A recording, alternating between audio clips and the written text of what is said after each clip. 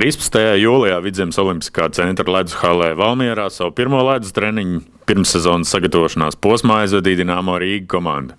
Visi 33 spēlētāji, kas ir ieradušies Valmierā uz treniņu nometni, bija sadalīti divās grupās, kamēr viena grupa strādāja svaru zālē, otra darbojās uz ledus. Savās sajūtās par pirmo treniņu uz ledus dalījās brāļi Miķels Reidliks un Krišjāns Reidliks. Jūlijs parasti ir laiks Latvijā, kad visi cilvēki dodās atpūsties. Ir pats karstākais laiks, laikam tikai ne hokejistiem. Kā ir pēc vasaras svēlmes atkal atrasties uz ledus? Principā, laikam tā ir puse no dzīves, un līdz ar to ļoti patīkami ir atkal palīst svietrus, kā saka, paliet ledus laukumā. Es tās ievēroju, šogad, man liekas, gan ir izņēmums, ka katru gadu ir tā, ka no bērnības, kad hokejā sākās treniņi, tad sākās tieši ārā siltais laiks. Līdz ar to... Bet ne šogad. Šogad laikam. Meitenes volejbola, futbolais, spēlējām mēs hokeju. Jā, saka tieši, ka sākās treniņi, tad sākās siltais laiks, bet šogad kaut kā ārā laiks tāds nav. Nav šogad tāds. Laikam mums silts. Pātri, pagru sākām laikam. Tāpēc. Pāgru sākāt, bet droši vien, ka jūs jau gatavojaties arī pirms tam. Bet, protams, tādā ziņā mēs tur nerunātu, negatavotos. Mēs tur vēl uz ledus sēdētu. Treniņš bija diezgan pamatīgs. Jauns galvenais treneris. Kaut kas ir mainījies, kaut kas jauns, cits, svešs. Jā, protams, kad jauns treneris ar jaunām idejām. Jauna treniņa procesa, tā kā, domāju, būs interesanti. Vai ir kaut kādas lietas, kas jau uzreiz ir redzams pirmajā treniņā? Šodien bija pirmais ledus. Ja tā neiedziļinās, tad pirmais vingrinājums bija 1-1. Būs laikam daudz cīņas, treniņš, kas noplāks. Varētu paskaidrot, ka 1-1 ir fiziski ļoti nogurdinoši. Būs daudz divcīņas, laikam, šogad treniņos. Tas hokejā ir ļoti svarīgi. Tas nozīmē, arī uz ledus būs spēļu laikā? Kā Miķels saka, vienā divcīņas, vienā spēle. Jā, tā esmu. Lai tā arī būtu. Paldies! Savukārt Normunds Sējs pastāstīja par sagatavošanās posmu plānu, kā arī spēlētājiem, kas vēl papildinās Dinamo Rīga komandas sastāvu. Šo sezonu laikam pirmo reizi ir tā, kad ir divi amati uzreiz. Ir ģenerālmenedžera amats meklēt spēlētājs un šobrīd arī pirmais ledus treniņš kā trenerim. Kādas ir atšķirības no iepriekšējām sezonām? Atšķirības kā aizsalst. Nē, ja nopietni es ļoti ceru, ka pēc šīs nedēļas tā komplektācija būs beigusies, jo sarunas, teiksim, ir.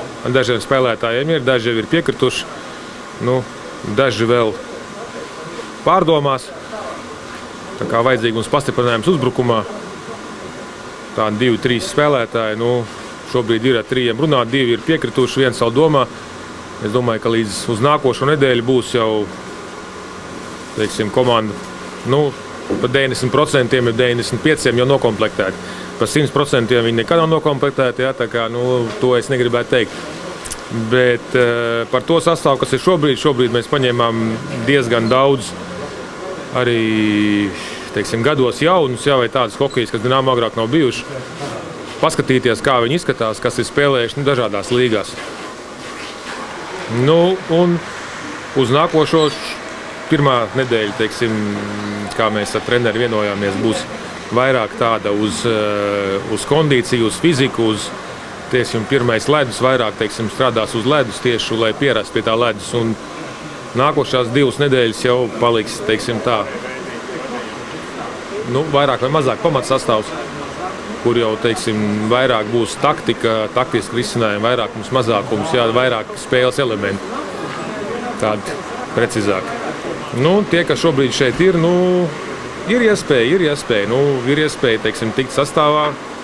Tā kā kaut kādas jau mums tādas domas jau ir, kas varētu palikt, kas nevarētu palikt, bet jebkurā gadījumā ļoti patīkami redzēt, ka visi, visiem deg acis un visi grib. Ar ļoti lielu vēlēšanos un tādu sparīgi iesāktos treniņus, protams, pēc tam pagurst, bet visi cenšas, un tomēr visi gribas apliecināt. Šī ir 7. sezona ar Rīgas Dinamo, var teikt, 3., 4. treneris jau galvenais. Kādas atšķirības? Zinu, kā grūti šobrīd pateikt, kādas ir atšķirības. To pateiksim, kad varēs redzēt, ka ilgāku laiku kopā pastrādās. Ja?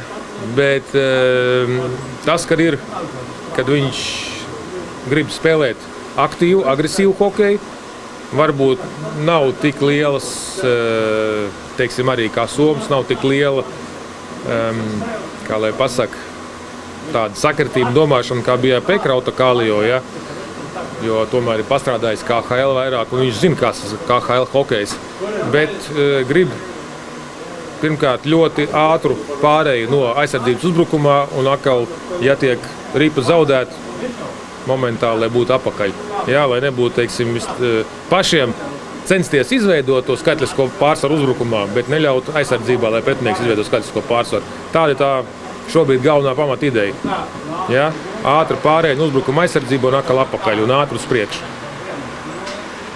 Un šobrīd pēc Valmieras saprot arī pirmajā atskaitītie pēc šīm pārbaudas spēlēm, kas ir 24. 28. Droši vien tad arī sāks izkristalizēties tas, ko tu teici, sastāvs. Es pat domāju, ka tas jau būs līdz tam. Tā kā es teicu, šī pirmā nedēļa būs tāda, kad mēs gribam apstīties tos jaunos, ja, un praktiski no nākošās pirmdienas mēs jau gribētu, lai paliek pat 90% pamats sastāvs. Jo sezona sākās ātrāk, laika nav daudz.